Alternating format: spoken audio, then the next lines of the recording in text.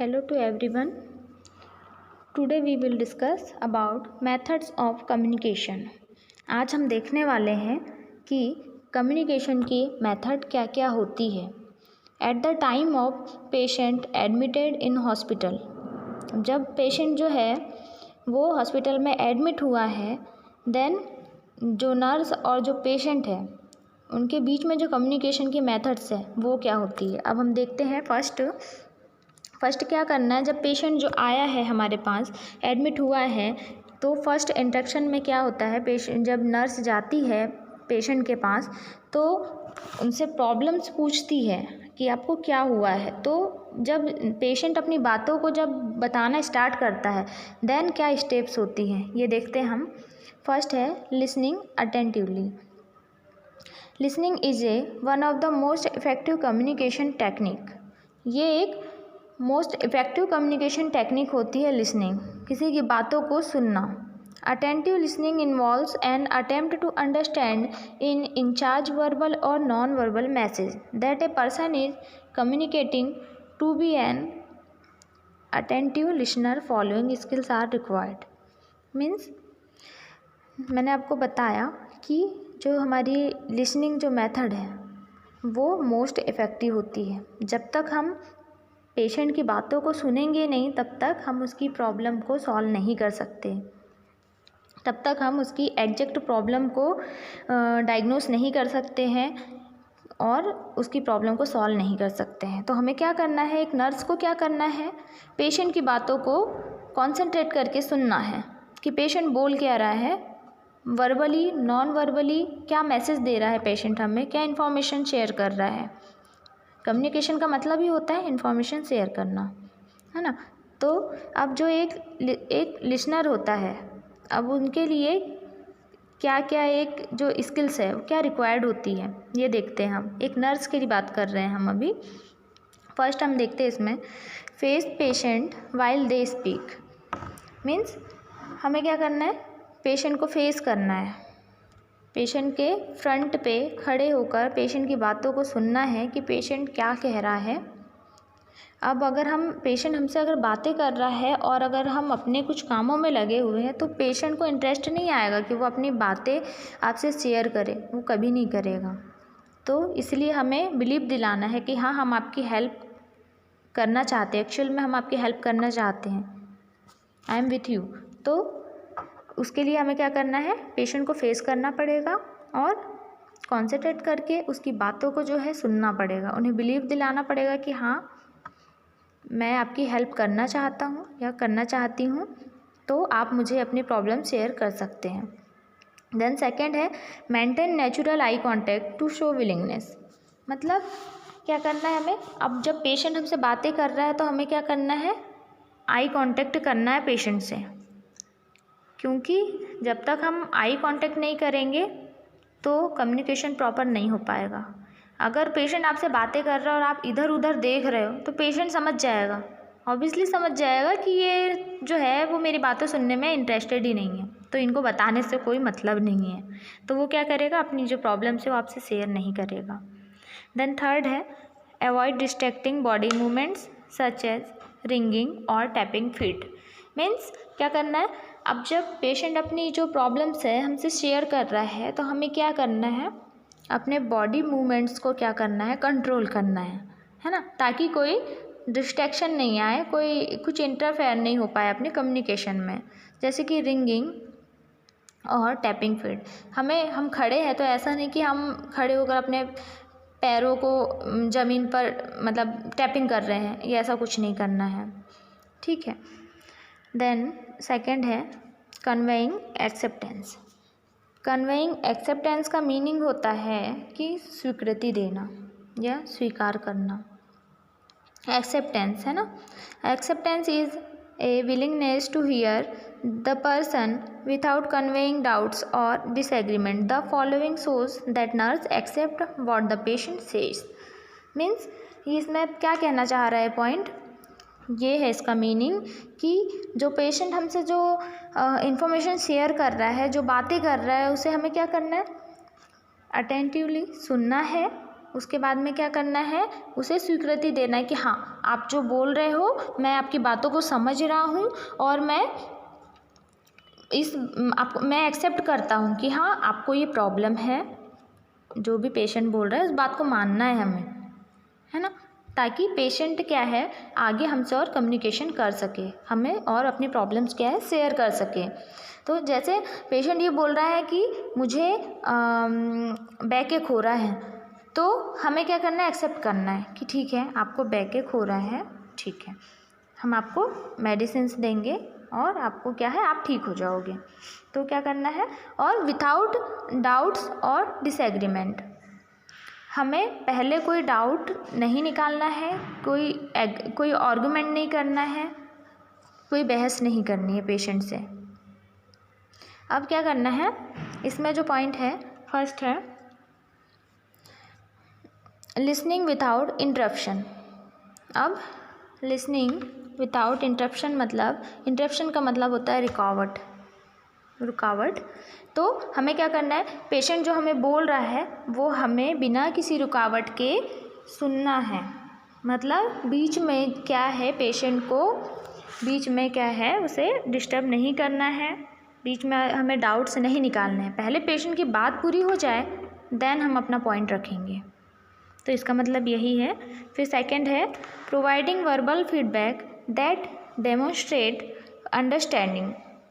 अब पेशेंट ने अपनी बात ख़त्म कर दी, पेशेंट ने अपनी प्रॉब्लम बता दी, अब हमें क्या करना है, अपना फीडबैक देना है। अब जब हम फीडबैक देंगे, हमने प्रोसेस ऑफ कम्युनिकेशन में भी पढ़ा था कि फीडबैक जो है उसके बिना अपनी कम्युनिकेशन प्रोसेस जो है वो पूरी नहीं होती है। तो हमें क्या करना है, पेशेंट को फीडबैक देना है, हाँ, डेमोन्स्ट्रेशन के लिए कि हम आपकी बातों को समझ रहे हैं। पेशेंट को ये पता चले कि हाँ मैंने इनसे जो अपनी इन्फॉर्मेशन शेयर की, मैंने जो इन्हें अपनी एक्चुअल प्रॉब्लम बताई, ये उस चीज़ को समझ चुके हैं। तो इसके लिए क्या करना है, हमें उन्हें वर्बल फीडबैक देना है कि उन्होंने यदि बोला कि हाँ मुझे बैकएक हो रहा है, तो हमें बोलना है हाँ आपको बैकएक हो रहा है, ठीक है मैं समझ रहा हूँ आपको बैकएक हो रहा है। देन थर्ड पॉइंट है इसमें अवॉइड आर्गुइंग एक्सप्रेसिंग डाउट्स। मतलब यही है इसका कि हमें पेशेंट से क्या करना है, पहले कोई आर्गुमेंट नहीं करना है, कोई डाउट्स नहीं बोलना है, नहीं तो पेशेंट को लगेगा कि ये मेरी बातों को नहीं समझ पा रहे हैं और मैं इनसे जो इन्फॉर्मेशन शेयर कर रहा हूँ अपनी प्रॉब्लम, ये मतलब कि नहीं समझ पाएंगे, ये मेरी प्रॉब्लम को समझ नहीं पाएंगे, तो वो क्या करेगा, फिर आपसे ज़्यादा कम्युनिकेशन नहीं कर पाएगा। Then next asking related questions. अब देखेंगे इसमें हम questioning is a direct method of communication. Questioning are most effective when they are related to topic and subject matter of discussion. मतलब क्या है, अब क्वेश्चनिंग जो है एक डायरेक्ट मेथड होती है कम्युनिकेशन की, है ना। तो क्वेश्चनिंग कब इफ़ेक्टिव होगी, जब हम क्या करेंगे, जो टॉपिक से रिलेटेड क्वेश्चन, जो हमारा जिस पर डिस्कशन चल रहा है, जो डिस्कशन मैटर है, उससे रिलेटेड क्वेश्चन करेंगे। पेशेंट यदि अपनी प्रॉब्लम बता रहा है, पेशेंट को कहीं बॉडी पेन हो रहा है, कुछ प्रॉब्लम हो रही है, हम उससे रिलेटेड क्वेश्चन करेंगे। जैसे एग्जाम्पल के लिए अगर पेशेंट ने बोला हमसे कि हमें यही ले लेते हैं, एब्डोमिनल पेन ले लेते हैं, तो कि मुझे एब्डोमिनल पेन हो रहा है, तो हमें उससे रिलेटेड क्वेश्चन करना है कि आपको एब्डोमिनल पेन कब से हो रहा है। तो इससे क्या होगा, हमारी कम्युनिकेशन इफेक्टिव भी होगी और इससे क्या होगा, हमें इंफॉर्मेशन गैदरिंग होगी, ठीक है। The nurse should select both type of questioning on the basis of patient various response so that information follows logically. मतलब अब ये जो नर्स है वो किसी भी टाइप से क्या है क्वेश्चनिंग कर सकती है पेशेंट के रिस्पॉन्स के अकॉर्डिंग। हम इसमें देखते हैं एग्जाम्पल। नर्स बोलती है, क्वेश्चनिंग करना है हमें, can you tell me where are having pain. अब नर्स बोल रही है पेशेंट से कि आप मुझे बता सकते हो कि आपको पेन कहाँ हो रहा है। तो पेशेंट बोलेगा, well it seems in my back, मुझे यहाँ मेरी बैक साइड में जो है वो मुझे पेन हो रहा है। तो फिर नर्स क्या रिस्पॉन्स करेगी, फिर और क्वेश्चनिंग करेगी। ये क्वेश्चनिंग हुआ, क्वेश्चनिंग करेगी। नर्स बोलेगी what part of your back, मतलब ठीक है आपके बैक में पेन हो रहा है, बट आपके बैक साइड में किस साइड में पेन हो रहा है, किस पोर्शन में पेन हो रहा है। तो पेशेंट फिर बताएगा कि लोअर साइड में हो रहा है मुझे। तो ये थी हमारी क्वेश्चनिंग।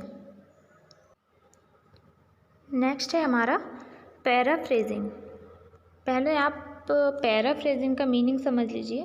पैराफ्रेजिंग का मतलब ये होता है कि किसी भी बात को या किसी रिस्पॉन्स को सांकेतिक शब्दों में बदलना, मतलब कम शब्दों में उसको क्या एक्सप्लेन कर देना, ये होता है paraphrasing. Paraphrasing is restarting the patient message in nurse onward.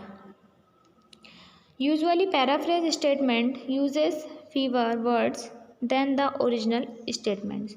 Means क्या कह रहा है कि ये पैराफ्रेजिंग जो है वो पेशेंट ने अपनी बातों को बताया, अपनी प्रॉब्लम्स को ऑन वर्ड्स में बताया, देन जो पेशेंट नर्स है उन्हें क्या करना है, अपने लैंग्वेज में उन्हें जो प्रॉब्लम है उनकी, उसको क्या करना है, उनको मतलब कम शब्दों में एक्सप्लेन करना है।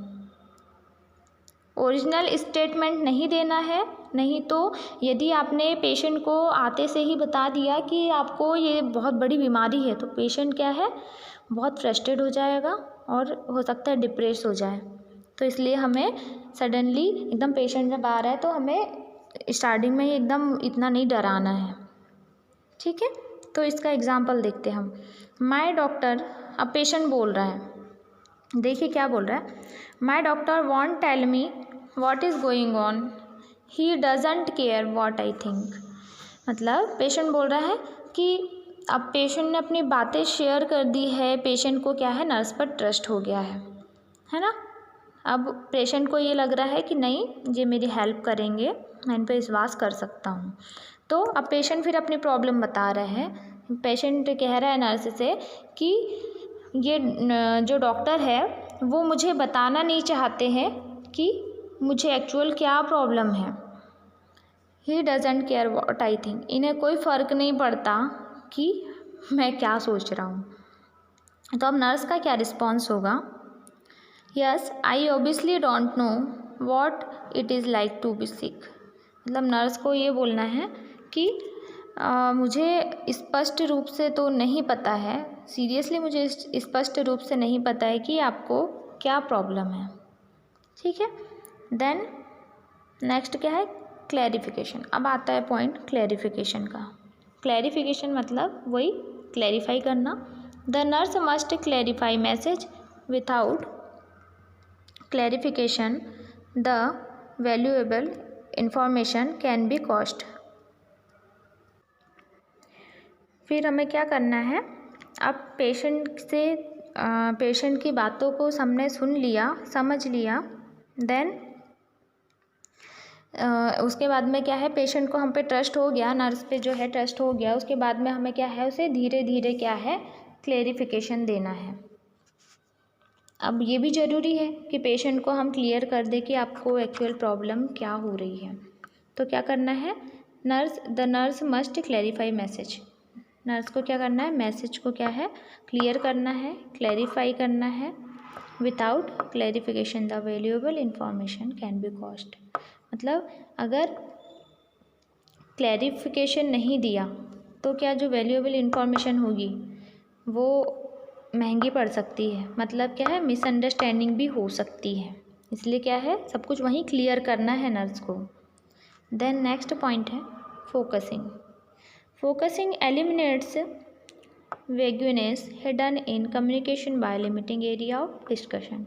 मतलब फोकसिंग मतलब अब किस चीज़ पे फोकस करना है नर्स को, एक जो कम लिमिटिंग एरिया ऑफ डिस्कशन में, मतलब एक शॉर्ट ड्यूरेशन के जो कम्युनिकेशन है उसमें क्या करना है, हमें पेशेंट की बहुत सारी इन्फॉर्मेशन निकालनी है ना। जो भी हिडन इन्फॉर्मेशन है उसको क्या करना है, पेशेंट से बहुत कुछ जानना है और समझना है, और उसी में हमको पेशेंट को एक्सप्लेन भी करना है, एक कम शब्दों में, एक कम ड्यूरेशन में। नेक्स्ट पॉइंट क्या है हमारा, मेंटेनिंग साइलेंस। अब हमें क्या करना है, इसमें साइलेंस मेंटेन करना है। The use of silence requires skill and timing. Silence allows the patient an opportunity to communicate interpersonally. It gives patient time for words and feelings. Means क्या करना है, अब जब पेशेंट अपनी प्रॉब्लम शेयर कर रहा है तो नर्स को साइलेंस मेंटेन करके रखना है। देन क्या है, ताकि उससे क्या होगा, पेशेंट जो है उसको एक अपॉर्चुनिटी मिल जाएगी कि वो हमसे अपनी प्रॉब्लम्स जो है और शेयर कर सके और हमसे कम्युनिकेट कर सके, है ना। तो वो क्या होगा, उससे वो अपनी प्रॉब्लम्स जो है वो धीरे धीरे सारी बातें जो हमसे शेयर करेगा।